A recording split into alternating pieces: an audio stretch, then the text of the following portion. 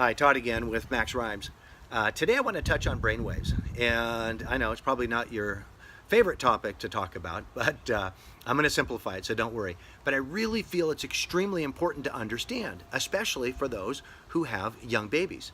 Now, what it is we're born in what's called a delta brainwave frequency. It's the lowest brainwave frequency.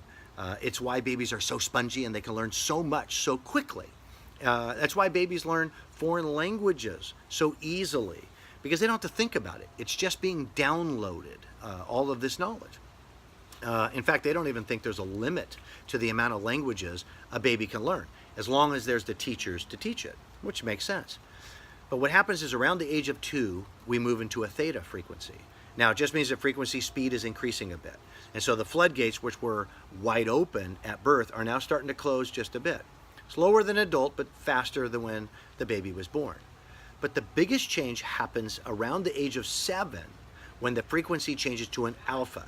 Now it's really sped up, and now 95% of our behavioral patterns are established.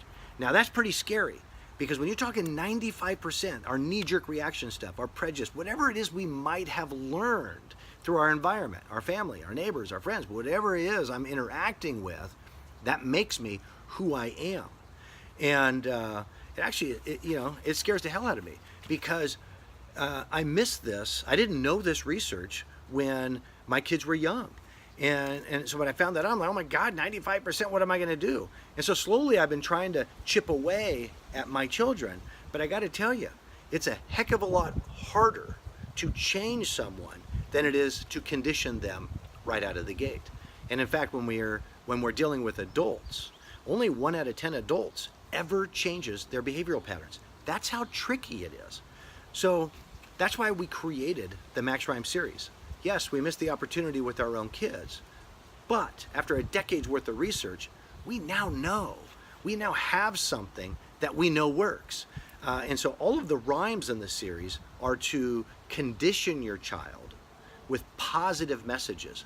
So they, in turn, when they grow up, when they turn around age 7 and that brainwave locks and loads everything they've learned, well, guess what? They'll have learned all of those positive messaging. Sure, they'll get some bad viruses from the environment. That's normal too. But as long as we can counter that with enough positive messaging, then they'll be good to go and thrive in an otherwise stressful world. Now, I'm going to get into epigenetics in the future segments. I know if you thought brainwaves, but look, hey, look how I simplify brainwaves, right? So I'm going to do the same thing with epigenetics. And it's something you really want to know, not just for your children, but also for you. But until then, we'll see you next time. And again, remember, it takes a village.